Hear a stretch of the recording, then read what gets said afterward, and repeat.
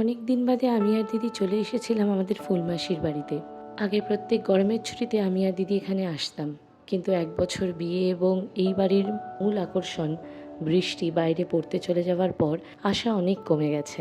তবে এবার এসে আমি স্পিচলেস। এত সুন্দর মিষ্টি একটা ছোট্ট বাগান দেখে আমি কি বলবো বুঝতে পারছিলাম না।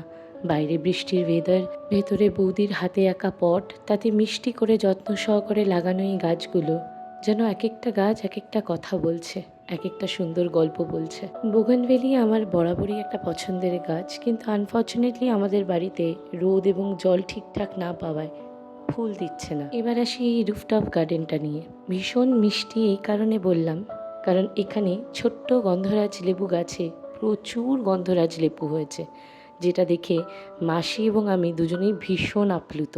আর এই জায়গাটা বৃষ্টির সময় ঘন্টার পর ঘন্টা 1 কাপ কফি নিয়ে বসে থাকতে আমার ভীষণ ভালো লাগে। মনে হচ্ছিল গাছগুলো ভীষণ খুশি এই ঠিকানায়।